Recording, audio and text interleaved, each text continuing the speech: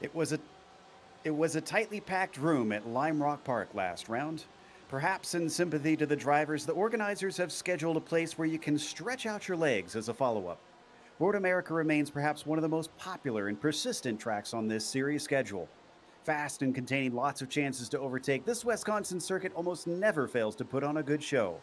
What will today's race be like? We'll find out soon as we get ready to watch round 3 of the PRL GTE Sportscar Series. And you'll see it all live here on the Global Sim Racing channel and the iRacing eSports Network. Hi, I'm Joe Peak, and with me in the booth is Ossian Puhaka. Behind the scenes is our director, Jay Kennedy, and he's using cameras provided by Dougie Beard. A lot has been said about America's National Park of Speed, but not everyone may be familiar with its ins and outs. Ozzy, why don't you give us a little bit of a rundown about this place? Certainly will, Joe. So we're at Elkhart Lake, Wisconsin.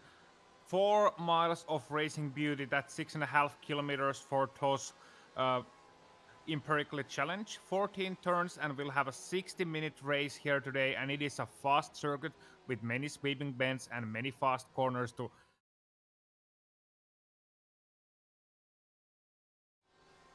Absolutely. And as always, today's race is brought to you by SimMSA. Simulation Motorsports Affinity provides many consulting services, from completely customizing simulators to managing teams, individual drivers, and complete events. They're working hard to bring organizations, companies, manufacturers, teams, and drivers together at one place to support and promote sim racing internationally. They're also bridging virtual and real motorsports by providing a network between these two, involving sim racers, real drivers, teams, managers, engineers, and of course, motorsport fans alike. You can find out more about how you can get involved at SIMSA.net. Today's broadcast is also proudly sponsored by ButtKicker. ButtKicker products add an incredible immersion and realism to any game. Feel every nuance and truly put yourself in the driver's seat. The winner of Division 1 here in the PRL GTE Sports Car Series will get a ButtKicker Gamer 2 or a simulation kit. Also, both drivers of the winning team and the team's championship will get a free t shirt. Check them out at thebuttkicker.com. Now, we have just finished qualifying here, and we'll get to the grid in a moment. Before we do, let's take a quick look at the championship, starting off with the drivers. Of course, up at the top of that is Jesse T. Stevens now leading the way ahead of Carl Modoff. Jesse having taken the win last round, 5 points separating them.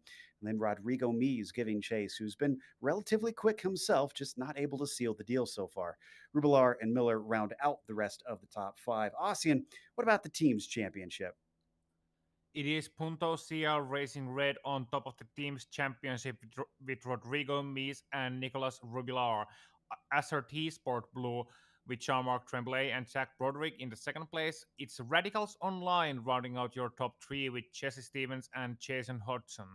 GDR Ventus Rennsport SET with Sean Romick and Ted Levendick in fourth place, and Full Send Racing with Mac Miller and Stephen Ash, full sending their way into the edges of top five. And of course, in case you've never watched this series before, here's a few race details just so that you can get up to speed. We are in round 3, as we mentioned, and the drivers do have their choice of 4 different makes of car in these GTE class vehicles here on iRacing. They have one drop week that they cannot use in the last round, and they also will have a stop and go penalty if they hit a certain amount of incidents. At 13, they will be sent to the pits. At 20, they will be removed from the track, and there's no spare car if they get damaged. Now, with that out of the way, cars are already lining up on the grid. So why don't we head down there and give you an idea of exactly how this race is going to kick off? Up at the top of the field, Carl Modoff takes another pole for himself. Rodrigo Mies will be starting in second, with Jesse Stevens in the third position. Christopher Pfeffer will be P4 today, and then the next row has Horatio Calquin to the inside. Stephen Ash starts in sixth. Then it's Michael M. Ross in the seventh position. Ignacio Fredes in eighth, with Anthony Pisano in ninth, and Christian Eisler rounding out the top 10. In 11th place, Justin Rem will be gutted to miss out the top 10 by 3 thousandths of a second, with Sean Romick starting up alongside him. Rafa Russo 13th, Louis Pine Jr. 14th, Caleb John Lavender 15th, Mac Miller 16th, then it's Ken Huber 17th, Jason Hodgson 18th, James Hebb 19th, and Andres Espinosa rounding out your top 20. 21st goes to Jean-Marc Tremblay with Jeff Carollo starting 22nd. Had a bit of a moment there in the qualifying, so might see a little bit of a post-race penalty depending on how the stewards saw that incident. Ted Lowendick will be starting 23rd with Sean Duhamel in the 24th position. David Duino, P25 for him with Kyle Streikars in 26th and Brett Thurman in 27th. Then you've got Elijah Mitchell in 28th, followed by Stacy Dunnigan in 29th. Kenny Rodriguez rounds out your top 30. Last couple cars to get a time in are James LeBlanc in 31st, Jay Steffi in 32nd, Lawson Christie in 33rd, and Dave Peterson, the last of them. Bill Kraus did not get a time in, and I'm checking. Yes, he is starting this race because he is out on the grid as they take off on their way down towards turn one currently. Now, Ossian, I know we've got a little bit of a truncated start to this broadcast, but one important thing we need to talk about is this orange zone they've implemented this season. Indeed, and it is a genius idea. So all this time you see these cars heading off to a rolling start through turns 1 and turn 3 and the turn 2 that doesn't exist and the turn 4 that is 2 corners and all the way to exit of turn 5 you got an orange zone. Now the orange zone is a zone where at the start of the race the stewards will take a look at each and every incident and they will also hand out extra penalties to those drivers who have caused incidents during the start of the race, and that is to mitigate aggression and to limit the drivers from making those courageous and oftentimes foolish moves in the first portions of this race. You can see them heading through that turn 5 right now. One of them slowing up quite a bit. That's Rodrigo Mies that you see backing off from what I believe is the front row. Yeah, he's starting in second today. Now he's getting it back up there. Wonder if maybe he's just trying to get those tires warmed up. Speaking of which, let's take a glance at the temperatures out here today, because that's been a big talking point with this new tire model. And you can see that we've got somewhat cooler conditions, not incredibly cold though, Ossian. No, not at all. It is clear skies, 24 degrees Celsius is the ambient temp and track temp is 26 Celsius, and I believe, Joe, you can translate that to American. Yeah, 78 degrees Fahrenheit, as you can see on your screen. A little bit of a wind, too. It's been gusting and blowing around from what we can see. It's changed direction a couple times since we pulled that graphic up. Hopefully, it'll calm down a little bit because they don't need any more challenge than they've got. It's been incredibly tight, the racing so far this year. And especially after last round, we talked about it earlier, Ozzy, that this is going to be quite a switch from Lime Rock. It is, and hopefully we don't see any blown tires this time around. In Lime Rock, those tires don't get a break at all. In here, you got those long straights where you can cool out the tires a little bit. So hopefully we don't see any more of the issues that took a couple of top runners out of last race, most notably Car Moto of blowing out his tire in Lime Rock Park. So, it's a different kind of challenge than Lime Rock Park. You can stretch your legs out, but still it's gonna be close racing.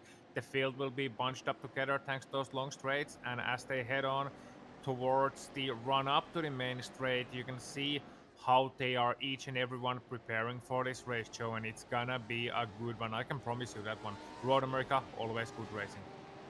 You can see that the sun's still pretty low in the sky because it's only 9 a.m. virtual standard time. And that means that with all the trees surrounding this track, there's quite a few shadows in some of the portions, especially on that run down to Canada Corner that we just saw earlier. Now they come out of the final corner, though, and Karl Modov has control of the field. He waits patiently and actually checks the field up a little bit here. Everybody getting awful close behind him. They come up to that Caterpillar sign, and now he starts to accelerate as they crest over the hill. And this caught Mies out. He's already under attack with Jesse Stevens, last round's winner, coming up the inside. It's a long run down to turn 1. Who is going to be able to get the car woed up on cold brakes and cold tires? Mies comes back at him in the braking zone. It's side by side for second through that corner, but Mies runs out of track and actually has to go off course a little bit to collect it. Everybody else behind's good except for Tremblay, who finds himself just a little bit into the tires, but so far so good. Yeah, Jean-Marc Tremblay spinning out on the first lap, trying to get it back going, but everyone else is doing fine so far. Orange Zone really doing its trick, and as they head to turn number 5, we'll see if anyone gets anxious here or if it's the same story. It's Ash, actually a great battle for behind the leaders oh, the as leader. The leader's wide. Modoff went way wide down into turn 5, and Jesse Stevens sneaks to the inside, gets the lead away. Mies is still down in third position. He was under attack from Ash. I think that's what you're trying to get out Oh, there and we for a have a moment. spinner. It's Caleb John Lavender in position number 15, spinning out at the exit of turn number 6, and that's gonna cost him a lot of time. He'll get it back going, I'm sure, but now the orange zone is off, and now they can properly start racing, Joe. And we have seen a couple of cars making mistakes. Louis Pime Jr. going wide as well, so he's gonna lose a lot of time in that one as well. But the leaders, they are still going well. And look at Modoff Joe. He's getting closer and closer. I wonder how soon it will be that he wants that leader position back. Is he aggressive enough to try and take it down into Canada corner? I don't think he's quite near enough. And as they get onto the binders, he's going to stay in line for now. So he knows he's got plenty of racing left with this 60-minute event here today. A little bit of side-by-side racing behind them, as it does appear Rame managed to overtake Ross for 12th position as well. I think we're going to get everybody completing the lap at least, except for Tremblay. Yeah, it's odd that Tremblay, went out after such a light contact. Also, Christopher Pfeffer has lost a lot of positions in P number 4. Starting from P number 4, he is now all the way down to the edges of top 10, and he is being challenged by Justin Rem, as we have a replay on screen. Now, this is James Hebb. Oh, ooh, that was a big hit out of the kink, and that's why you saw him so slow heading down to Canada corner. In the meantime, he's come into the pits to try and get that repaired. Let's head back to the leaders, though, because I think Carl Let's Modoff not might be side less by on the side for attack. P10.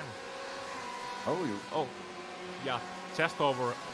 Timing there, but they were battling side by side all the way to main straight and through turn number 3, and I believe Rame is gonna come back at Pfeffer now actually for that 10th position, because he is going to the outside and he is going to the outside of turn number 5. Let's see if he's brave enough in the brakes. Oh, he is, but he's gonna still run a little bit wide, and I believe Pfeffer's gonna secure that one at this point. But a great battle there. yeah, and it's stacking up quite a train, because it's not just Pfeffer and Rame now involved. You see Ross in there. Russo is behind them, and then Ken Huber a little ways back in that bright yellow Ferrari.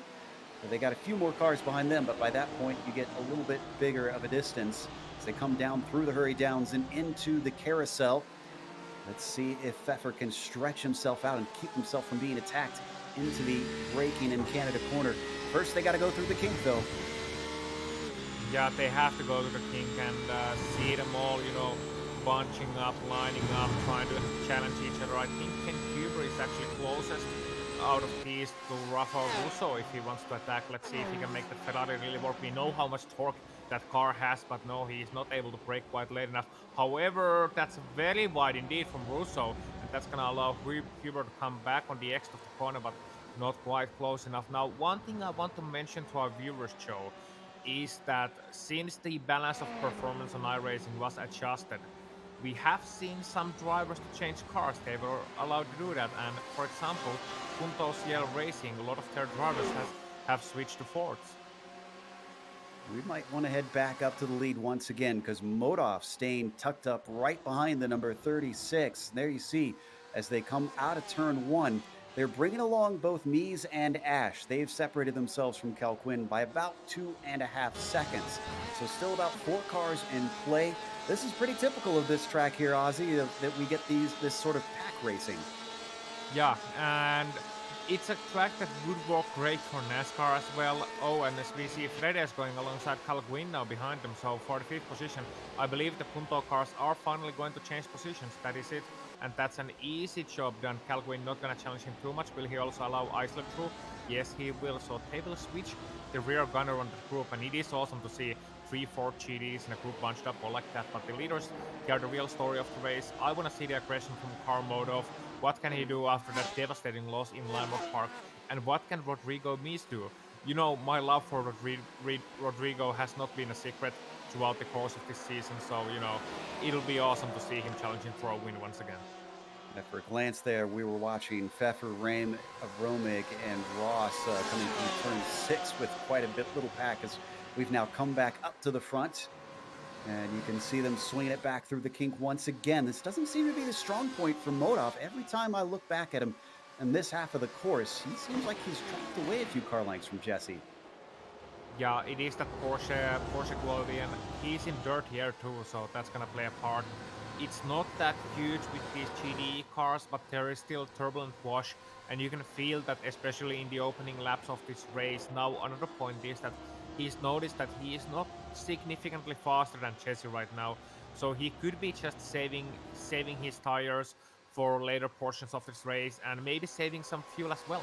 Who knows? So we could see some trench warfare between the top three at the early portions of this race. That's a good way of putting it.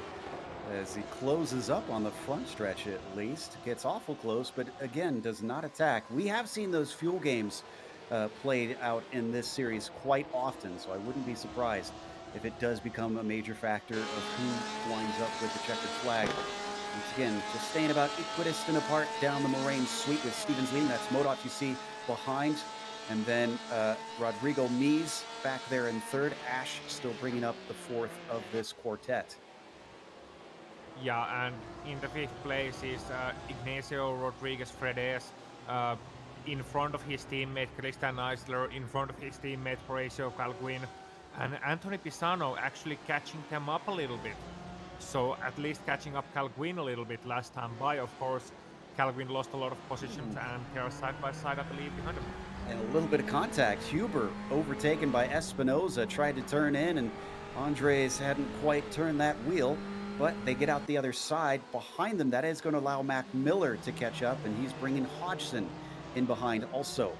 As they come out and towards the carousel. Oh, Hodgson looks like he goes a little bit wide, kicking up the dirt on the exit of 8. Yeah, and meanwhile, back in the race lead, it is an interesting position. Modov is very close to Jesse Stevens now, but once again losing a little bit of time on the straight. However, Mies is close behind them too, and Rodrigo Mies, if he decides to play aggressive and go for the lead here, he could really ruin Car Modov's plans. Because what Modov would want is them to run away from anyone else, so he could at least secure second place, even if he loses the battle. Save fuel, play his own game. But Mies is behind him, and they can't discard Rodrigo Mies, nor can they discard Stephen Ash, who is in a great fourth place. So, looking at the lap times for that group, they are in a league of their own.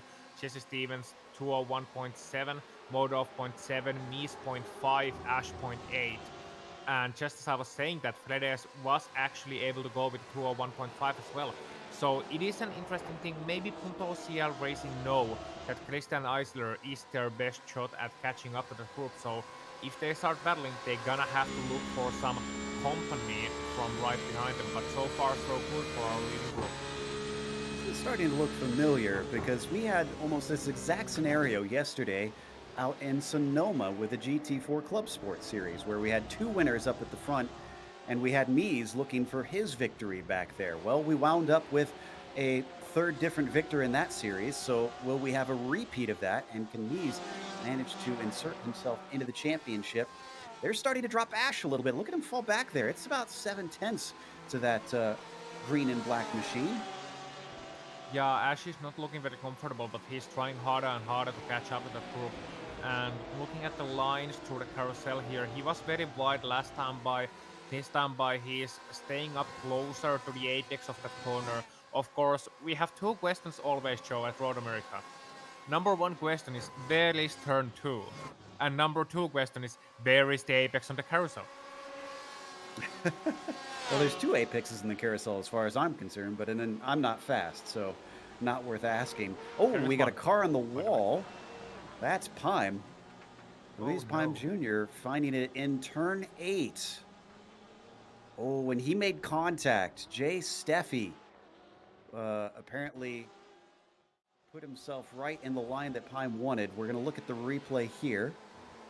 Yeah, you don't want to change your lines under braking, so he was defending the inside was Jay, and then when he came to the corner, he was kind of like cheating to the outside because he was clear, but what he didn't see coming is how much better Luis Pime Jr. was able to be on the brakes. So that's a tough one to call, but Pime just, going wide. They had a little bit of contact, nothing too drastic, but Pime Jr. there losing a lot of time. He had to reverse out of the gravel trap as well, so, and he actually ended up um, in Canada corner after that. So Pime Jr. is actually out of this race. He ended up in Canada corner, spearheading the wall. So, I don't think he was feeling like racing much after that little incident. So we've switched back to the leaders, still staying in line, but now instead of 4, we've seemed to be getting 3 a little bit wide. That's the same mistake that Modoff made, and Jesse Stevens is going to repeat it, but it's not going to open the door for Carl Modoff. He backs out before turn 6. Ooh, it seems like it is becoming tricky to try to get the car stopped down into that downhill corner. Yeah, the tires are heating up all the time, and you get so much rubber into that corner as well. I think that is the biggest factor. You are so hard on the brakes. And remember, these are GTE cars. No anti-lock braking system, just traction control. A lovely traction control, but still only that. So it becomes a factor later on in this race, and we are seeing it heating up behind them too. P number 9, very close in very close contention. Anthony Pisano, Christopher Pfeffer, and Justin Rem. Rame getting very close to the back of Pfeffer, too. Doesn't get the run he needs out of the kink. That would have really been the deciding factor. You can see Pisano at the front of the trio, and he's well clear of them, so no attack down into the right-hander of Canada corner. A little bit of dirt collecting there. You can see them kicking up as many seem to have already gone wide, and that is certainly making it slippery. Yeah, and we are back to 4-car train here, Joe, for the leading group because of that mistake Jesse Stevens made last time buying turn number 5. Well, so Ash responding, he's not going to let us get away with calling him out that way quite yet and getting himself back in this group. We're still only 13 minutes into this race, so quite a ways to go. There hasn't been a lot of action, but some intense pressure up at the top. The fact that all 4 of them have been almost 2 car lengths apart for this whole time. Meanwhile, going back to Christopher Pfeffer in the number 66. He's still chasing Pisano as he's playing a double roll because Rame is staying right underneath that rear wing. Yeah, and Pfeffer is the teammate, of course, of Anthony Pisano, while Justin Rame is not her teammate at all. So, could be playing rear gunner, but they don't have much of an opportunity to do that, do the RSR eSports squad here.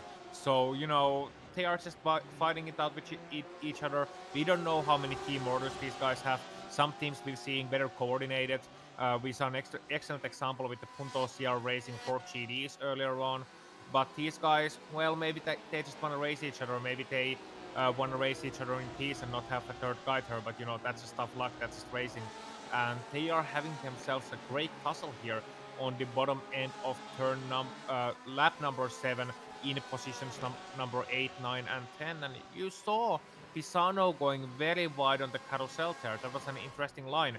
Usually the preferred line varies from car to car, but Joe, for me, it's usually go up to the inside, very inside, just send it into the inside, 10 allow it to run wide, and 10 apex very late. And we're seeing quite a few different takes on the early portions of this race. And I believe we should go back to our leaders because Modoff and Stevens now very close. Ooh, and this is a good exit out of the final corner from Modoff. But every time I've seen him get close to Stevens, he's lifted. And I'm starting to think that pays credence to your theory about fuel saving. This will be really telling here. He's definitely close enough. He should be getting a slipstream, and he's staying within that slipstream, but he, once again, gets off the gas before he gets on the binders. So Modoff is in no hurry currently. No, but they should communicate that. He should go to radio Stevens and be like, mate, I'm saving fuel behind you. Of course, you don't want your opponent to do that. But at the same time, he should signal it somehow that Jesse shouldn't defend those lines coming into the corners because Jesse was defending on the main straight. And you can see Carl looking to the inside once again. Yeah. They're going to be side by side with Rem to the outside coming down into turn 5. He's going to have to work hard to get around him here because it's not easy to complete that pass, but he finds the grip off the corner, and in fact, he's going to have to do it again because it's another left-hander here into 6. Blinking's been an issue with Pfeffer all race long, and that certainly makes things a little hairy here for Justin Raymond as he gets cut off into turn 7. Even though he had the inside that time, he couldn't complete it.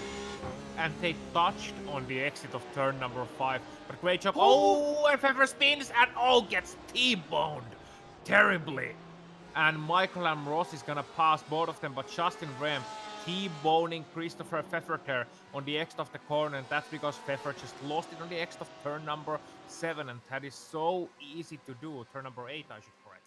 Shame it came down to that. Romig got through as well. So Ross and Romig up to 10th and 11th respectively. And amazingly, Pfeffer managed to keep going. There's the replay. Wow, he hit hard enough to put that car in the air. Yeah, and that's no light impact at all, and that's gonna hurt you, of course. The good thing about these cars is that the Porsche at least has its engine on the back. As we know, it's a Porsche. So, that's not gonna hurt the engine too much, even if you T-bone someone like that, but it is gonna hurt the car. And I don't think either of them will be in the top 10 once this race is over. I'm shocked he didn't have damage to his suspension, though, because he's already back on it. It has repassed Romig for that 11th place. Pfeffer trying to regain what he has lost here. Yeah, and something I should point out here, or was pointed by our director, Jake Kennedy, actually, I should be honest here, is that Fredes is almost in the draft of the lead group. Now that they've been battling it out a little bit, tussling it out a little bit, we saw earlier on how Fredes was let through, or Eisler was let through rather by the rest of his teammates. And we can see Fredes now using that to his great advantage, being able to escape from that 4 GD pack and being able to put in some great lap times. And as a result of that, I believe he actually has the fastest lap of this race so far in lap number 7. He put in a 201.4. So he is someone we shouldn't count out from the lead battle yet, and the 4 are about to become 5. Eventually even 6 if Eisler can be brought into this too. You can see him back there chasing his teammates. We've had a few DNFs already, sadly. We've lost Heb, we mentioned. Tremblay did get back out there, by the way. Kenny Rodriguez is gone. Luis Pime Jr. has been taking lots of repairs, and Dave Peterson recently has had to come into pit lane. We might just be within the pit window here, just barely, because we're closing in on 20 minutes into this race, but that is going to be tight if anybody elects for an early stop. Yeah, it's going to be very tight, and that's not the faster strat usually. However, if you are stuck behind the battle pack, you might want to consider it. If you're Stephen Ash, you might want to consider it, but then again, why? The leaders are doing great pace, you're staying right with them, you are in the draft, you can just save fuel. But some guys may be far in the back, why not go for an early stop instead of battling your way through the traffic? We got a car off in Canada corner, Elijah Mitchell, and he's just taken a tow. So I'm trying to see if he had contact in this one. I think he managed to avoid it. Certainly gave a big scare to Kyle Strykars. Here's the replay. Once we get this view, I'd love to see the onboard for Kyle to see this happen in front of him. Yeah, that's not what you want to have happen in front of you, would you? That's Kyle in the green car right there, just kind of nudge himself out of the way like, I don't want any part of this. Yeah, and Mitchell is out of the race as well, taking a toll when disconnected. So, he becomes another casualty of Road America. But some guys who are not casualties, the leading trio, and might that just be me, but Mies is eking closer every time. He has surely become wise to the fact that Modov is not being very aggressive now. So maybe he wants into that second place position, or maybe he's enjoying his stay here at the popcorn spot. Either way, it's gonna be an interesting one, because once those pit stops are over, they have no reason to really save anything after that. Maybe tire us a little bit, maybe try to create a gap behind them, but realistically, I want to see them pit as soon as possible so we can get to racing proper here. Absolutely. So far, it's been a very much a thinker's man game for these top 4. Nobody really making any drastic moves, aggressive moves, other than the first couple laps where we had some mistakes and some drivers capitalizing. So yeah, and everybody, go ahead. Rodrigo Mies actually had an interesting moment in the King. Nothing too spectacular, but he went very wide and he was very close to spinning out due to hitting his left-hand tires on the grass. He didn't even go loose, but that would have been a spin had he gone 1 millimeter more to the left. And as a result of that, he's lost a bit of time, and he's starting to understeer quite badly behind the leading duo. So, that's an interesting point to bring up at this point. And Modov's going alongside. Well, ate my words. I was just going to say, since there's nothing happening, I thought we could jump back, but no. Carl Modoff finally deciding now's the time to make the move. He backs out of it in turn one, and they now come out of three onto the Moraine sweep. Not sure he'll get another attempt here because he looks a little too far back for this one.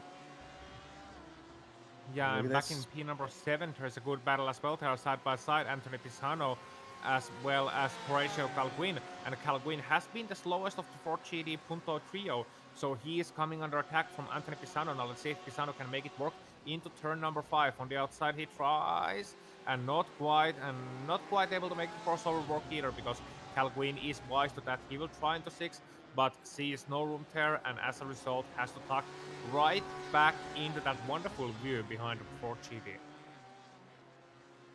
I'll tell you what, a bit of a battle happening between Romig and Pfeffer. Ever since Christopher got past him, he's now. Oh, and Christopher had a big bobble coming through turn 7. He catches the car somehow to keep it out of the wall. He might be parking it, though. He's slowing down. He hasn't hit anything, but I think he's had enough. Yeah, he's had enough. The car is undrivable right now. Let's see what happened to him. Here we come into turn number 7. Oh, he lost it on the entry of the corner. So he just lost it on the entry of the corner. Wasn't too badly even in the grass.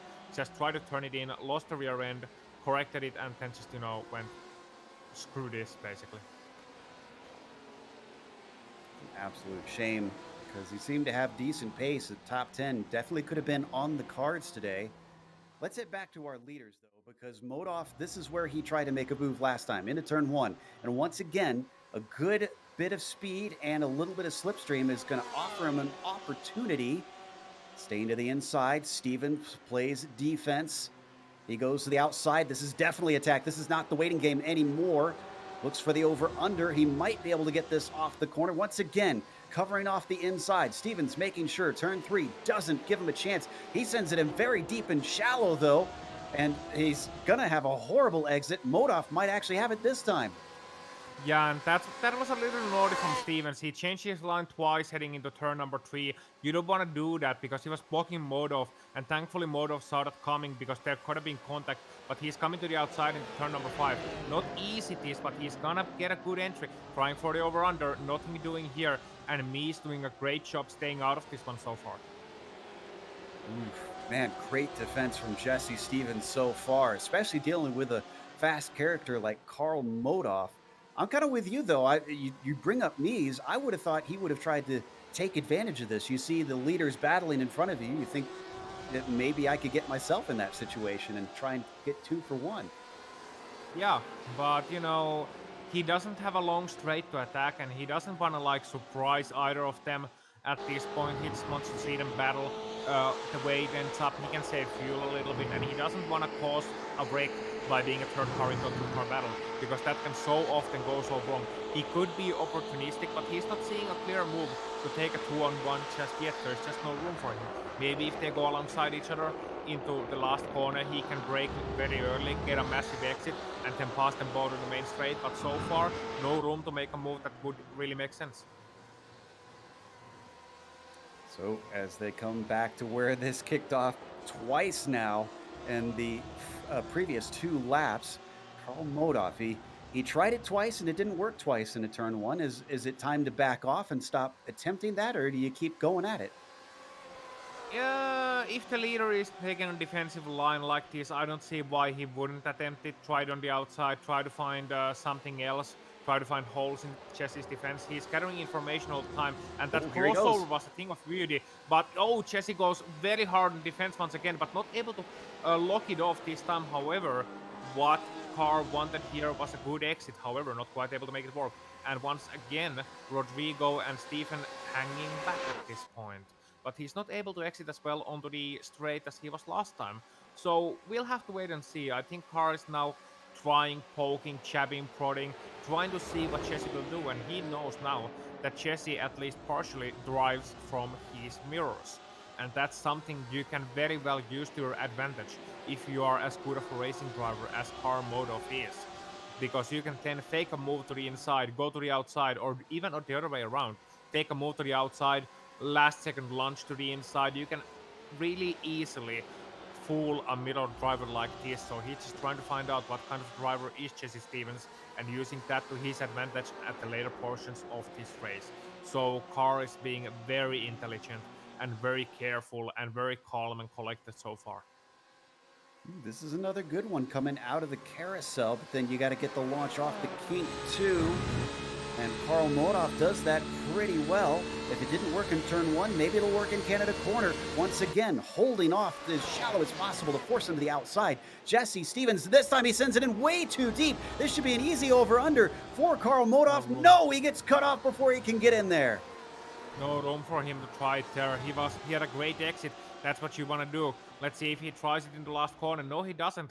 I think that's one of the underrated overtaking opportunities here in Road America is the last corner. Sure, you will ruin your exit onto the main straight, but you can so easily send it down to the inside the way you take that line wide. But instead, he has to try it once again on the main straight. Goes all the way out to the left side, drifting off to meet him. Jesse Stevens trying to open up that corner to keep him from getting the over-under once again. And he's going to just drift him out to the outside on the curb of turn one. Modov takes a little bit of a look. Now he's starting to play games. He's trying to get into the head of Jesse Stevens. He is, and he knows. Remember that point about mirror driving? He knows now that he's seeing what will Jesse do, and he will keep Jesse on his toes. Never let him concentrate on his own driving now that he's in battle mode. Look at this one. Into turn 5, Jesse doesn't defend it. And I think if I was Carr, I would have entertained a late break there. Oh, but Jesse getting confused by that a little bit, messing up his exit on turn number 5, and into 6 they go, and they are basically 2 cars inside the space where you can fit a 1 car. It's an 8-wheel train, and Rodrigo and Steven just watching them, as is Fredes, who has, I think, burned his tires a little bit because he's not caught up to the pack as soon as I was expecting him to. So that's something to keep an eye on. But at this point, it's the leading duo that are really the stars of this show. Fredes has caught them somewhat. It's cut down by about half a second since I looked last lap. So he's gaining somewhat. It's just a matter of if he can continue to chop that down and really insert himself into the situation. Oh, and Fredes. It was Fredes that just wrecked in the kink. Oh no! Did he hit anything? So let's see. Let me see that. Did he hit anything? He just. Oh yeah, he lost it on the entry of the corner and hit the inside wall a little bit. He's got some damage to the front of his car, but a neat 360, and that could have been so much worse. Usually you don't talk much about continuing your race if you break in the kink, but Fredes got really lucky and he knew what to do. He lost it, he hit the brakes and just tapped the inside wall. Let's go back to the leaders because Modov is once again at it into turn number 1. This time he's squeezing him. He's not giving him the full width of the road. So he's starting to get even more aggressive, and Stevens can't quite shove him out this time. Modov holds his ground, but he finally backs off as they come into turn 3. Tactics are starting to change as Carl is looking to throw the kitchen sink at things anymore. Yeah, and Carl is seeing this aggressive defense from Jesse. Once again, Jesse going way wider than he's entitled to in that corner, and that's a late block. That's a late block from Jesse Stevens. Oh, and he's paying for it. Yeah, Carl Modov hitting him. I'm not too sure whether that was just a last minute, screw this, you're out of the way, or whether it was a mistake. I'm sure it was a mistake. But, Jesse Stevens, I must say at this point after that block, I'm not someone who's a fan of dirty driving, but he had that coming. He just had that coming. That was 1 block too many, Jesse. We're going to watch it from the replay. Carl's not the type of guy to punt somebody off intentionally. Yeah, he was just trying to take to the racing line, and it looked like he kind of drifted in front of him. Yep. So this changes Carl to our new leader. Mies is now in second, and Ash gets promoted onto the podium. But Carl looked a little bit off on a few of the corners after that incident. I wonder if he got a little damage, and Mies maybe could take advantage of that. Maybe he was just confused, after the incident because he didn't want to do that. So maybe he's just, a little bit mentally shocked about that. But Jesse, I'm not saying he, should have been wrecked. I'm saying that when you change your line under braking, that is what's gonna inevitably happen. That is just gonna happen. So as sad as it is, he had that coming for him, and maybe he will learn a lesson from here. Maybe he will next time think twice before doing that. So it is somewhere where you just place a risk onto yourself by playing aggressive, and you're trusting the guy behind way too much to not just do you in. So that's a lesson for every racing driver out there. Just because you see Max Verstappen doing it on TV, don't do it Ooh, yourself, Cal please. Quinn is in, and so is Fredez. So both of them pitting now. Fredez obviously with a little bit of damage to try and repair it almost exactly halfway. To sum up what you were saying, Aussie, and I guess it's a case of you play with fire and you get burned. Yeah, exactly, exactly. And it's a shame that a lot of drivers have gained fans due to such tactics, such as Max Verstappen. But that's a discussion for another day. And Jesse Stevens and Anthony Pisano are very close up to each other now at P number 5 and 6. So Stevens has managed to stay ahead of him, but he is last time by now 7 seconds behind the leader. So that's something he's gonna have to work with here. He's gonna have to work with to see where can he climb up in this race. He's in a fifth position. That is not bad championship wise. That could have been so much worse. But he will be also gutted to know that Carmodo, Rodrigo Me, Stephen Ash, and Christian Eisler are where he's having very difficult time to catch them up anymore. I need to put you and Johan Vandebel in a room together, our Dutch commentator, and put the topic to Max Verstappen and see what happens. But as we watch the two fight, Stevens and Pisano for sixth place, I think Stevens has the better pace because he's been creeping away from that number 21. He's 8 seconds behind the leader, though, after that being tipped off in turn 5 last lap. So he's got a lot of ground to make up if he wants to try and attempt a victory, which I don't quite think is going to be on the cards anymore. We're back up to Mies now on screen as we ride on board over the crest of Bill Mitchell Bend and up to the final corner. Will any of our leaders take a pit stop this time, potentially? Yes. Mies does. Mies has been very smooth in this race. I've been watching him last time by in previous laps, and you could see maybe Carmodov, very aggressive on the exits of the corners, just sliding it out right to the exit. He has a smooth style, I know, but he was pushing hard, whereas Rodrigo, he was, just keeping his line, and he looked so very composed out there. He looked like he was driving at 9 tenths, whereas Car was driving at 10 tenths, and he's doing an early stop. Let's see if he drops into traffic or whether he still play an advantage to him. And I hope he has his braking on the spot and his fuel calculation on spot as well. On 3 cars on screen in, that's Carollo, Strykars, and Lowendick as well in the mid pack. I was just heading back there to see if this was going to be a battle, but it looks like it is a fight of the pit crews now amongst them. All looking for their stalls as back out comes Mies. He is going to return in 12th place, and he does have traffic in front of him. That's Jean-Marc Tremblay, who is a lap down from him, so he should hopefully pull out of the way and won't hold him up too much. Yeah, and he came into a great gap aside from that, Tremblay, I'm sure he will be out of the way as soon as possible. And then it's a whopping gap next to David Duino, who is in 12th place, and Ken Huber as well. So he doesn't have any battle packs ahead of him, and he gets a clear run, a bit of draft from Tremblay, gets a clean pass, doesn't lose any time, and he's now able to bide his time and put those lap times in and see when the leaders are going to come in. Now, this is not on paper the fastest strat. The fastest plan is to always be as late as possible, but we have to see what happens with the leaders at this point. Unfortunately for me, I think the leader right now, Carmodov, he doesn't have anyone challenging him. Ash has dropped back and he only has light traffic. But we'll have to see whether Modov will take it to the pit lane this time by. No, he won't. He was thinking about it, but no, he doesn't. Stephen Ash will, however.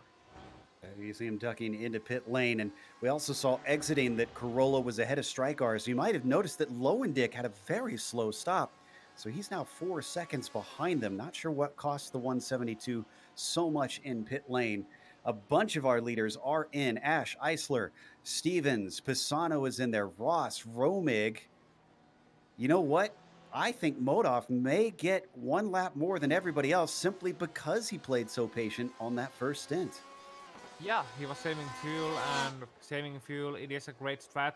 So Modov has been doing very well in that regard, and as a result of that, he doesn't really have anyone challenging him. Now, my question is, where will Stephen Nash come back to the track in relation to Rodrigo Mies? I think Mies will be ahead of him. He should be ahead of him at this point, but it's gonna be very close. And here comes Mies. Yeah, Ash is gonna come back way behind him, actually. The gap is now bigger than it was before. Ooh, and I think some of that is with the pit stop itself. I'm seeing a 2-second difference between the 88 and the 11 during their stop. So it is critical that you get a good in and out and you spend as little time stationary as possible. There you see the comparison on screen between them. Modoff is got just a couple more corners to go, and then we expect him to come in. Oh, I'm taking very wide of the king terror.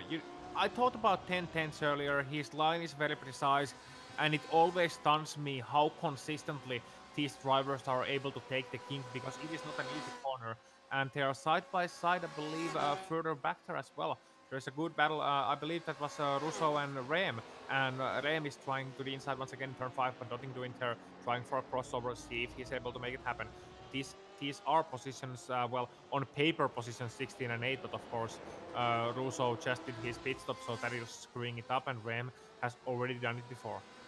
Yeah, this is for 11th effectively between the two of them. Our leader finally comes in. Karl Modoff down the lane. Can Mies find something with this stop? Is it been enough in the clear air that he can try and jump Modoff? He has on Stephen Ash, and that gap is stated about 2.5 seconds between himself and Stephen. Right now, Modoff is just coming down to his pit stall, and he is in. He gets it cleanly. And Mies is in the last corner, accelerating up to the main straight right now. He is coming up to almost 200 kph. He knows that the leader will be hitting on the Caterpillar, which he comes. Modoff still stationary. Now he goes. It's 16 seconds, about a second slower than Mies. He's gonna get be just ahead. Extremely close. As they get to the braking zone, he's got the track position. Karl Modoff is ahead, and they return to exactly how they were before without Stephen Ash. It was 4, then it was 3, and now it's 2. And in the end, it will be 1, but look at how wide Mies was on that exit. He wants it now. He knows his first victory in this series.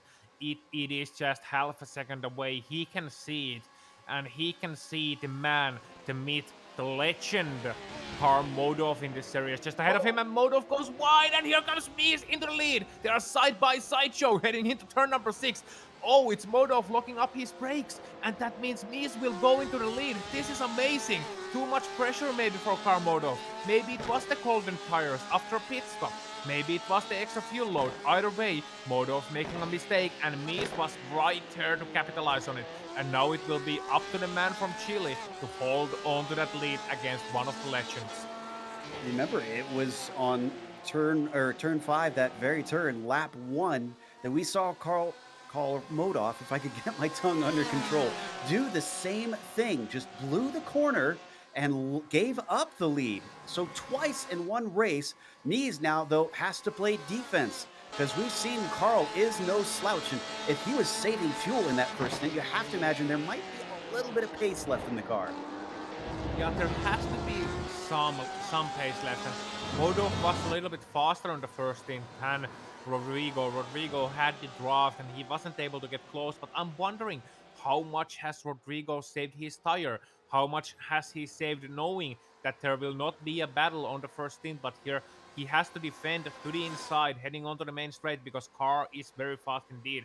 And he doesn't seem to be bothered too much, but there is some traffic in front of him as well, in the form of Lawson Christian. Lawson is just gonna have to watch his mirrors because here come the leaders. Here comes Rodrigo and here comes Carr, and they are both able to get through just fine.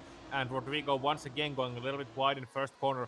He is giving it 10-10s now, and so is Karl Modoff. And look at them, both in their Porsches, no difference between the cars. Might be some difference in the setups, but nothing major so far. Look at Carl all tucked up, and Joe, it's gonna be a great battle, and it's gonna last for a long time, I hope. Yeah, 20 minutes of it, hopefully, so that we get it all the way to the line, side by side, and strong onto the brakes. But this has been his weakness, too strong on the brakes at times. Karl Modoff, though, around the outside of turn 5, takes the lead back at the one spot where he's lost it twice. Yeah, that was an awesome job on the braking, able to get it turned in on the outside of turn number 5. Not easy, I can tell you that much. And Rodrigo taking the grass a little bit into the next couple of corners, so he's losing some time. But even Carr is missing apexes now. He couldn't quite nail the apex in the corner before Carousel, and as a result of that, Rodrigo is right up to him. But I'll have to see the top speeds of these guys as well, because Rodrigo, he's been a little bit slow in the straight, so maybe he is running a bit more wing in his car too. Let's see how they go through the kink. Both are very clean indeed, and Rodrigo still able to hang on. And this has allowed Stephen Ash to start to close in. It's 1.7 seconds where it was 2.5 just a couple laps ago.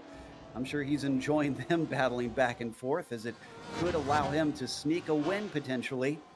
Now, worth noting in the championship situation as well, there's only 5 points between Modov and Mies, and first to second place before you get to bonus points, that's a 3-point difference. So that swing would leave them 2 points apart until we count in those bonus points after this round, depending on if Mies can beat Modov, which he certainly seems intent on doing, because look at this run down the front stretch to turn one, down to the outside. Modov going to force him the long way around. It worked for Carl in turn 5. What about in turn 1 for Mies? He's got at least a little bit of an overlap, but no more. Yeah, Rodrigo made the mistake of trying it on the... Oh, that's a late launch to the inside. Not gonna able to make it work, but he sent a warning signal. And as for that turn 1, Rodrigo, he turned in a little bit too early. Then he realized that, yeah, I'm gonna hit car if I turn in too early. So he had to let go of the wheel and turn in again. He had to make 2 moves to turn into the corner. So next time maybe he will try to turn in a little bit later, try to get a little bit closer and get some more speed through that corner. Then you'll able to make it work. But that's always the most difficult thing on the outside, being able to judge and to gauge where that guy on the inside of the corner actually is going to be. Will he stay to the inside? Will he run wide? How much room do I have to leave him? And that is what Rodrigo Mies is going to have to judge at this point in the race. But he has time on his side. He has further time on his side, so he can just play it safe, play it smooth, keep pressuring car, and see if there's another mistake in the driver of the car number 948. There's a mistake in the 88 as he put 2 wheels in the dirt coming out of the carousel and somehow kept it together, but that cost him. Remember earlier how I was saying it was 1.7 seconds back to Ash? Well, it's 1.5 now. He's chopped it down. It was actually 1.2 for a few moments, and then they responded, gapping Steven a little bit more. There you see him on screen in the green and black Porsche, trying to close in on Rodrigo Mies. If he gets more off tracks like that from the 88, he could get to second. He could indeed. And look at Stephen Nash, trying very hard, pushing very hard at this point. I was watching him at the exit of carousel. He went a little bit wide, had to correct it. Stephen Nash once again going a little bit wide on Canada corner, or not going wide, but he was, wiggling a little bit on the exit of the corner. And that's the great thing about these cars. You would think that traction control would disallow these drivers to go from going sideways. Nah, you can easily see when they're pushing it. You can see a tiny bit of slip angle. You can see how the car is just being pushed to its absolute limit, and that is what Ash is doing every single exit. And he turned in a little bit too much on the exit even at that point, so he lost a bit of time. And Eisler, he's getting closer and closer as well. I'm gonna have to see the gaps, and you know who else? Jesse T. Stevens, don't look now, but 6.3 seconds off the lead. So he has actually gained a second here. He's coming back forward. I was going to say that what's impressive, that the top 6 are within 10 seconds of each other, and we're 45 minutes into this race. So any one mistake from these top drivers could wind up losing a spot and could get them onto the podium. Really, our focus has been on the top 3, but you have to give credit to Eisler, who sits in 4th back behind them, along with Stevens, who you mentioned regaining a lot of ground, and then Anthony Pisano, bit of a dark horse here. He's the one 10 seconds back from the top spot in the number 21. It's not really been flashy today, but he's got a good result coming his way if he can just keep it on the track. Yeah, he has, and he's been one of those guys who has, been calm and consistent through these races. And consistency is a key throughout the championship season. Sure, every driver wants to win a race. That's why they're doing it. Every single driver will go out there with the aim of winning this race. And if you no longer do that, then you should hang up your gloves. Because if you no longer want to win, that's just it for a racing driver. But If over the course of a long season, you should also think, do I want to pass this guy or do I want these safe points? Do I want to push it to maybe catch up, close up a 5 second gap with 10 minutes to go, or do I want to, just take the points once again? And we have an incident, I believe, too, and a replay up. Yeah, this is Stacy Dunnigan down in 22nd, coming through turn 6. Ooh, he did a good job of keeping that out of the wall. You're going to see here coming off of the corner. I think he catches a little bit of grass or something because this Ferrari whips off to the side. There it is. Just gets it stopped in time. Yeah, great job staying out of that wall. Oh, here comes Mies again, actually for the lead. And Justin Rame is in for a second pit stop. Yeah, Did but he here is not put Mies enough side by fuel side in? with the and Car Modov as well. They are side by side, but Mies is not quite able to make it work around the outside. Try to do a car, but not able to make it work. And we are understanding that Justin Ray might be serving a penalty for too many incidents. Let's stay on this battle, though. 3/10 between Modov and Mies. Mies once again on the attack. That gap went back up to 2.5 seconds back to Stephen Ash. Maybe they feel safe once again. I kind of noticed that they calmed down for a little bit, Ozzy. And I wonder if Rodrigo was just kind of saying, all right, I don't need a 3-player battle here. I just want to stretch away and then we can get back into things. Yeah, but I think Stephen Nash has burned his tires now because he's very, very hairy on the exit of those corners, and he has lost time where he should be gaining time on the leaders. He has lost time, and a couple of times I've seen him, continue to slide away from the exit of the corner, little bit towards the middle of the track, and that just tells to me that he was trying his best to wrestle that thing back into control after getting loose on the exit. So now he maybe just has to concede that lead battle, which will be agonizing because he can see them all the time and he knows the glory of a race win. It is only a couple of seconds away. And Cal Guin is around further back as well. So Horacio Cal Guin around in the exit of the Canada corner. That's an interesting one. And Ross got a piece of him in the process of it. You're going to see it here. This is Cal Quinn in the red, white, and blue Ford, and then Ross in the black machine coming through there, sees him spinning and just manages to avoid to the side, and a glancing blow should hopefully not cost him too much. No, not at all. I don't see Sean Romy catching up to Michael Ross anymore at this point in the race. Ross losing a little bit of time, and he's once again, in that little bit of a no man's land is Michael M. Ross. He has some companies in the 4GD intercar battle, but he's keeping the car black, and he has even mentioned that he was thinking about getting some sponsorships, getting some stickers to that car, but everyone seems to like that matte black 4GD so much that he's thinking of keeping it that way. And I'm not saying you shouldn't get any logos on that car, Michael, but remember what Henry Ford said: car can be any color as long as it is black.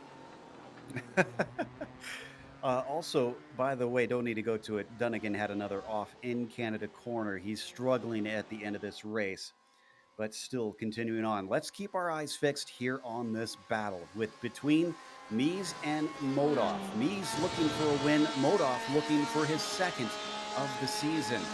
They come down into Canada corner. Mies appears to have backed off. He's been keeping it at about half a second behind Carl Modov for the last couple laps ever since his last attack. Has he run out of juice, or is he just cooling those tires off?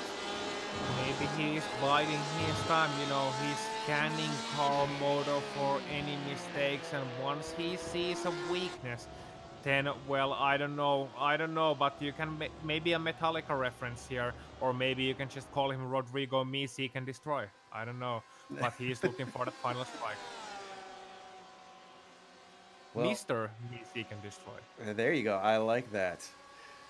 Up into 10 minutes left to go, starting another lap here. They run about 2 minutes a lap, so we're looking at 5 more left to try and decide this race. They've now gapped Ash to 3 seconds, so they are continuing to drop that number 11 machine. In fact, as much as I made a big deal about the top 6 being within 10 seconds, they've all kind of spread apart from one another behind them at this point. This is really our closest fight at the top of the field. Mees not making it attack down into turn 5, and this time not missing the apex, at least not by much for Carl Modoff. No, not at all. And Rodrigo Mies catching up to him. You know, I've noticed Rodrigo leaves those little gaps at times. He's making tiny errors and then he's able to catch up to him once again. So he's not letting Carl Modov run away from this one. Remember that battle we saw between Jesse T. Stevens and Rodrigo Mies at Sebring show? I think that was a doozy. That was for a second place. And even then, we saw Rodrigo being very clean in his driving, being very methodical about his attacks, and he lost that battle. But I think he won our hearts in that one, and we are seeing a lot of the same here. He's being very methodical, and this is a guy that comes from Chilean local small car racing, you know, production car racing at local tracks. You usually see those guys being very aggressive, having to be very aggressive, but he's anything but. And that's a very surprising feature, but he's displaying a lot of racing intelligence, is Rodrigo Mies. And that combined with his obvious speed, I think that's a great combination to have.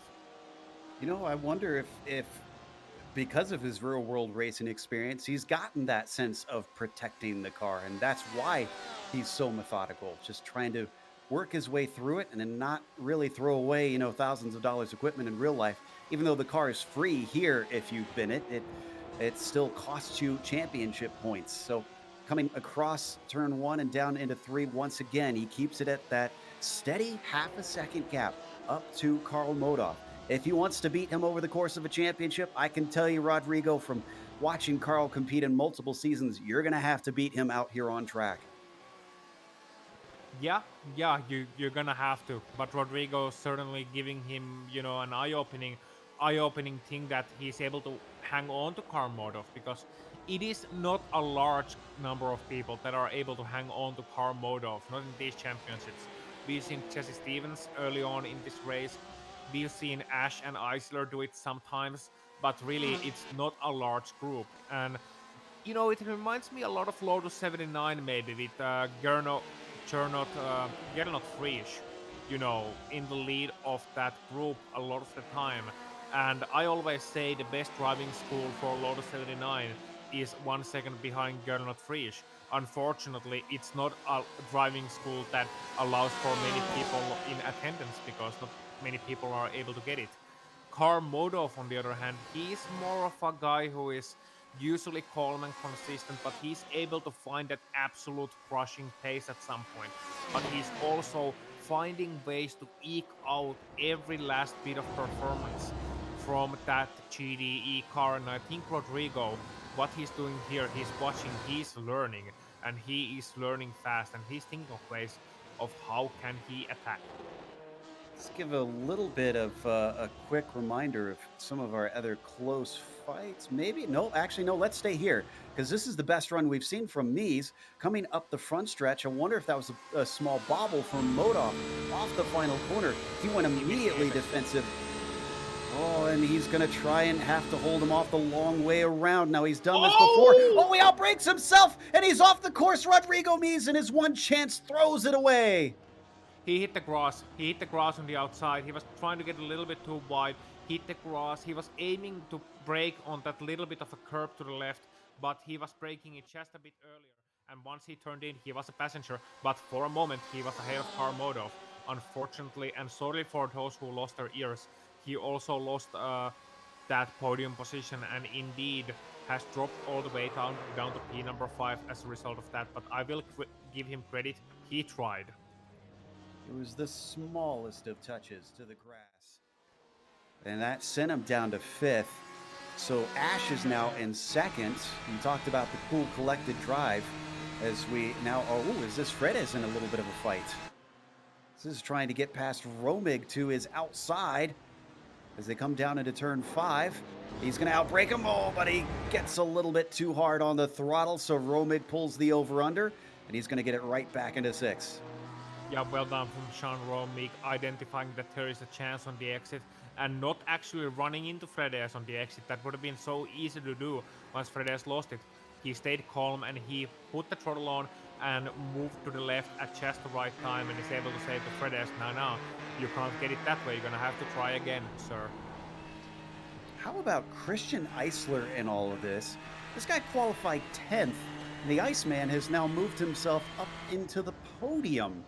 So obviously didn't really like the car in qualifying trim, but the 727, this is another one that we haven't seen a whole lot of except for very early in the race, I'd say, where I think there was a small battle, but other than that, he just has been rifling off the laps.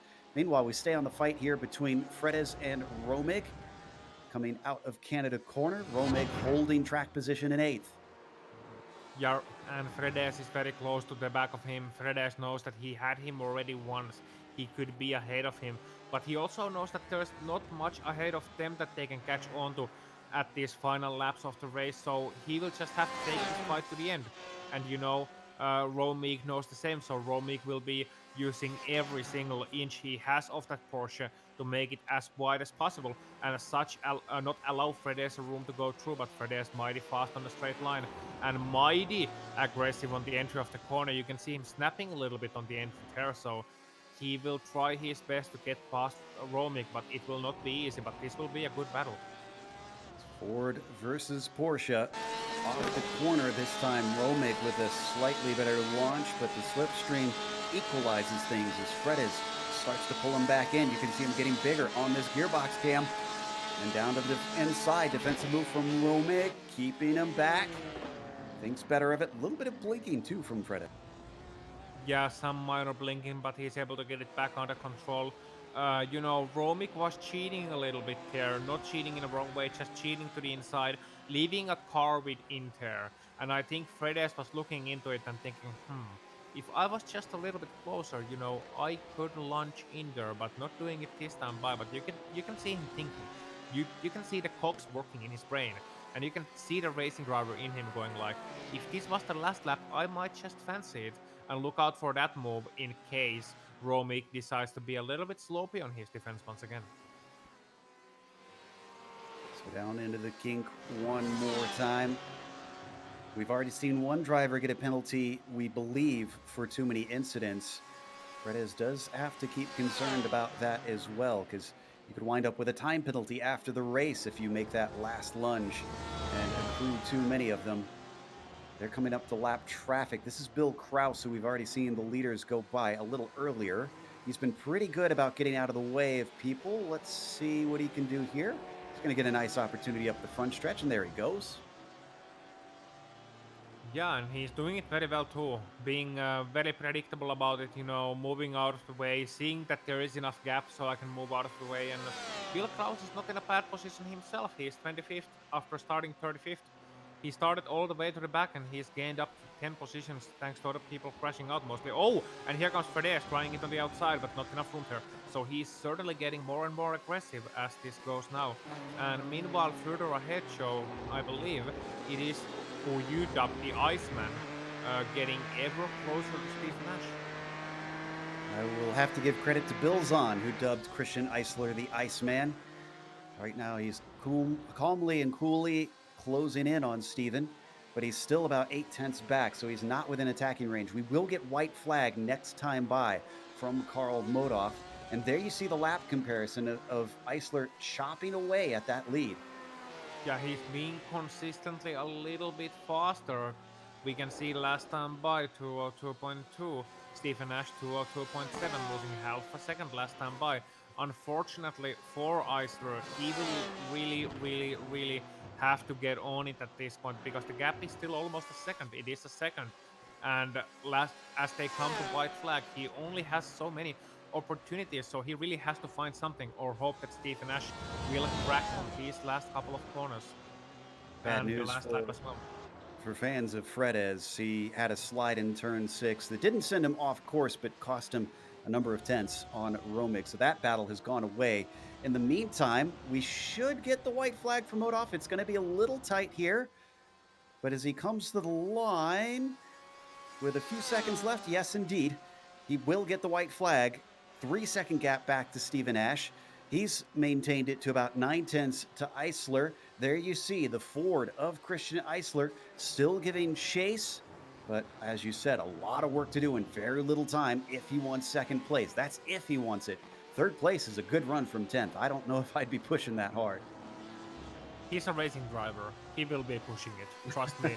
But he will be also biding his time and seeing if he can actually, get a run that will work. Because if he doesn't see a clear overtaking opportunity, there's no point just sending it in at the last lap and wrecking yourself and your competitor. You don't want to do that. That's the last thing you want to do.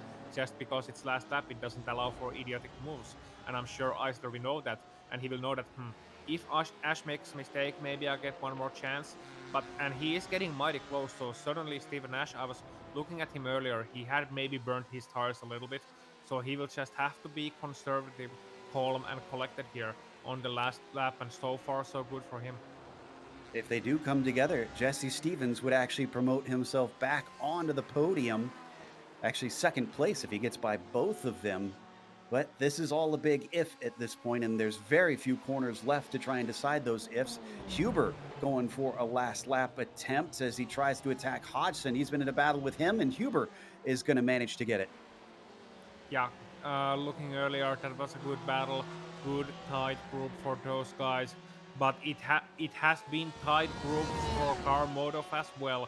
He's heading on to Bill Mitchell Bend and 10 into the last corner. But Joe, he's been the class of the field today, but he really, really had to fight for it.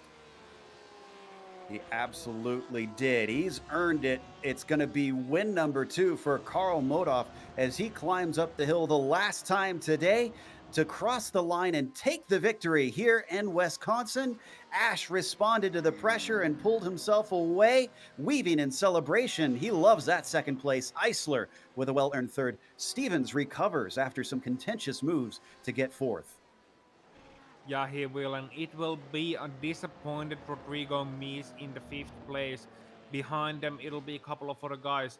No last lap fights that I'm seeing. That group between Mac Miller, Ken Huber, and Jason Hodgson, it is still mighty close, but I think Huber's gonna keep that 14th place he earned on the last lap and not able to get a run. Oh, that's Bill Cross. Okay, he was one lap down, thankfully, but he spun in the last corner, but I almost had a heart attack there. Yeah, I recognized him. That's why I didn't panic when I saw that. So Miller will manage to get himself into 13th position. Nice run for him, followed by Huber and then Hodgson in 14th and 15th. That is our last battle. Everybody from there on down, many, many seconds apart, all the way until you get to James LeBlond, who is the last car on the lead lap. No, I take that back. Looks like Brett Thurman actually is the last one. And he actually had a wreck. Let's see if we can pull this up. Oh, and this involved LeBlanc. SRT teammates might be sister teams. I'll double check our sheet that we have here. And you can see LeBlanc, he had already finished the race, and he was just running wide, trying to give him room, and then he lost it on the grass, and as a result of that, he actually managed to hit Brett Thurman, who in turn lost it and then hit the outside wall, and that's not what you want to see. That's I'm sorry that we had to actually bring it up, Joe. A bit embarrassing, I'm sure, but I mean, I don't think he lost in any positions. Yeah, Thurman blew up his engine actually on the penultimate corner, and it's a run up the hill from the last corner. He's gonna want his teammate to back up and come get him, I think. Yeah, Sean Romig is still on track too, so maybe Sean can help him. But it's a run up the hill, and let's stay with this actually. I want to see if he finishes. I don't think he's got the speed for it. There it is on screen. 26 miles an hour. Yeah, he's going to coast to a halt. He won't. He's going to need a little bit of help. So that is unfortunate. Starter motor, mate. Starter motor. Or he's going to be asking maybe Sean Romig, because Sean Romig is quite close by. We'll be able to see if Sean can identify the situation and give him a helping hand. We've seen some camaraderie here before, and no. No. Oh, Denied. Sean. Oh, Cold all right. hearted. There's a lonely car stopped feet from the line. We're going to save him more embarrassment, and we'll go to break here on the Global Sim Racing channel. We'll come back with the unofficial results as well as driver interviews. Stick around because we'll have all the upcoming races here on the channel on screen.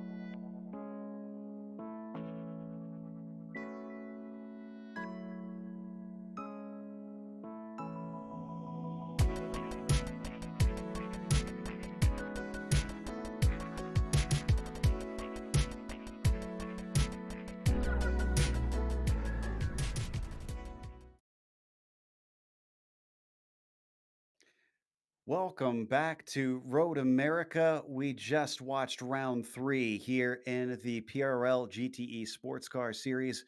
Carl Modoff was our winner today, and even though he started on pole, twice he gave away the lead. He fought his way back and made up for his errors and showed everybody else how it's done. Stephen Ash as well, coming from sixth on the grid to a second place. He sure seemed happy about that one. We're going to get to talk to him in a bit to see what kind of celebrations he's got in order for that run. Christian Eisler did even better from 10th to 3rd onto the podium for the Iceman, with Jesse Stevens had a little bit of contact with Carl Modoff at one point. Carl did apologize in the chat after the race, so clearly not an intentional move, but Jesse Stevens, who briefly led this race, unfortunately shoved off and had to come back for 4th. Rodrigo Mies, a mistake for him, cost him a potential victory. He wound up coming back in 5th place with Anthony Pisano coming home in 6th. Then you get Michael Ross in that flat black car coming in 7th, with Sean Romig going from 12th to 8th, and Ignacio Fredes in P9. Ratio Calquin rounds out your top 10. And in 11th place, it is Rafael Russo, and finishing 12th behind him, Andres Espinosa, Mac Miller 13th, Ken Huber 14th, Jason Hodgson rounding out the top 15. Then it's David Duino 16th, Kyle Streichardt 17th, Jeff Carollo 18th, Ted Lewendick 19th, and Sean Duhamel rounding out the top 20.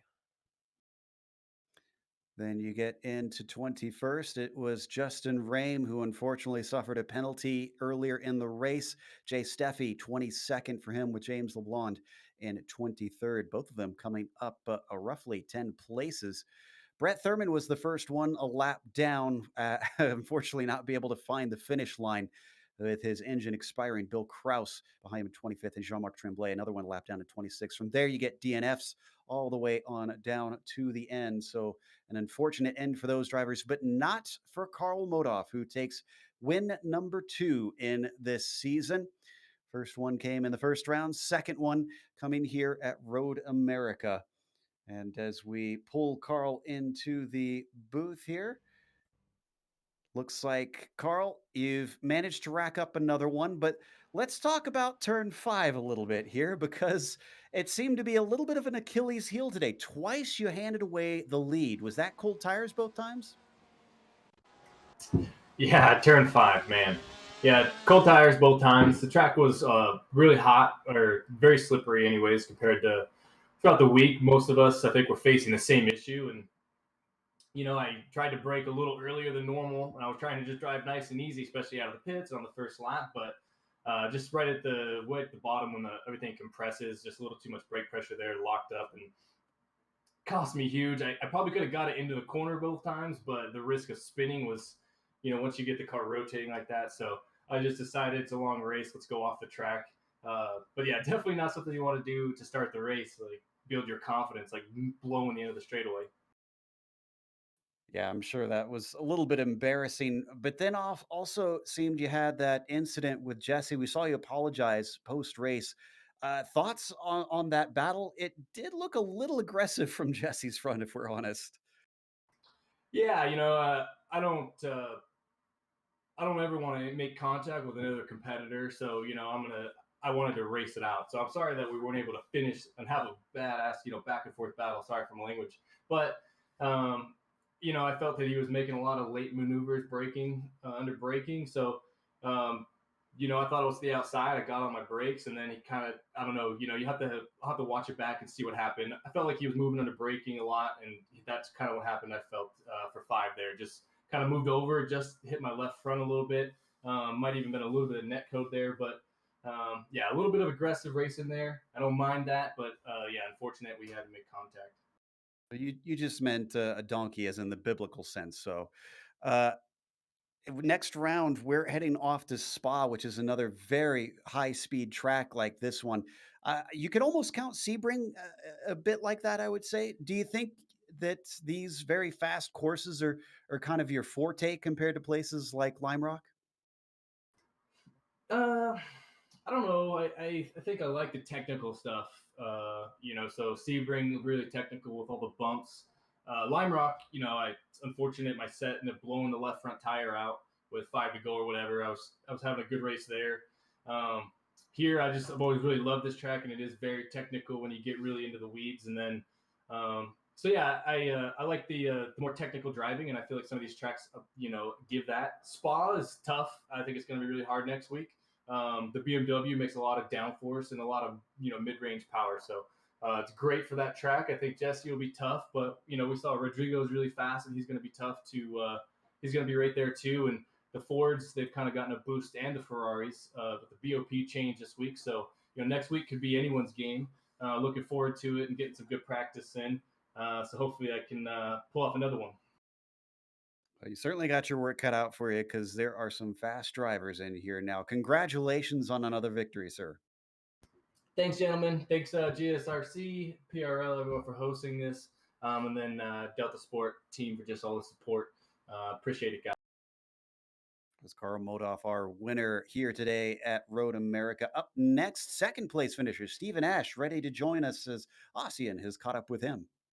Hey, how's it going, guys? Stephen, yes, hello, Stephen. Hello, hello, hello, and congratulations. It was a great podium for you.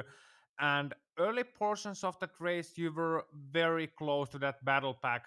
We saw that 3-car battle turned into 4-car battle near the lead. Were you just biding your time early on, or did you have aspirations going for the lead there?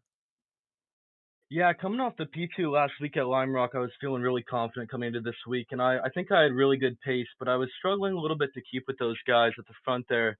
But I was just biding my time, trying to keep my tires in good shape, saving a little bit of fuel, and just trying to stay with them and make good on their mistakes, and it eventually worked out. And yeah, I'm very happy with P2. So how about after the pit stops? You were the one who saw Rodrigo Mies coming to the pits. Then you pitted next time by leaving it as late as possible. After that, we saw a little bit of a charge from you trying to catch up to the leaders. But I'm guessing you ran out of tires. Yeah. The tires this season with the changes they've made, they go off a lot more towards the end of the race, especially in the 1 hour races. So I was losing a little bit of tires, and yeah, I mean, Mies and Carl Modoff, they're fast, man. So I was trying to stick with them the best I could, and yeah, Mies made a little mistake. You put a tire on the grass there, and I was able to capitalize and bring home a P2. Yeah, and it was a great result for you. And once again, after Lime Rock Park, you were doing very well. You're doing quite well, rising up the standings after the unfortunate DNF at Sebring. So, how about the next race? How about Spa? How do you like that place? Oh, Spa is one of my favorite tracks. I mean, I've been a lifelong F1 fan, so Spa Francorchamps, I mean, that's up there as one of my favorite tracks of all time. And I drive it a ton in various cars, so I'm really, really looking forward to that. They call the driver who finished behind you, Christian Eisler, they call him the Iceman. But are you going to do a Kimi like performance for us at Spa? I certainly hope so. I mean, Kimmy has a lot of wins at Spa, so hopefully I can get my first one there. I have two P2s so far, so yeah, just got to get onto that top step. Yeah, thank you, Stephen. And if you like to have any greeting shout outs or anything, go ahead, ladies and gentlemen. Yeah, Stephen Nash, I position number 2. yeah, I just want to say one last thing. I just want to thank all the guys at Full Send Racing and my team owner Steen Ledger. They're a big reason I'm here doing this, and also my teammate Mac Miller. He's a great guy and a great racer. And just finally to my parents, Richard, Sarah, and my girlfriend Brooke for supporting me through this, as well as the PRL guys and you guys here at GSRC. You guys do a really great job, so thank you so much. Thank you, Stephen. Thank you to all the drivers who make it possible. It would be a boring race without the drivers in the field. We could get the cameras, we could get the trackside, we could provide commentary, but in the end show, it would be quite boring to commentate an empty track. Yeah, Indeed, thanks, guys. we greatly appreciate all the entertainment that they are giving us right now. As there's a lot of people who could really use that distraction in the world today. So we're going to thank a few people that's helped make this possible, including our sponsors. Once again, you can check out Simulation Motorsports Affinity at SIMMSA.net if you'd like to see how you can get involved in the world of sim racing.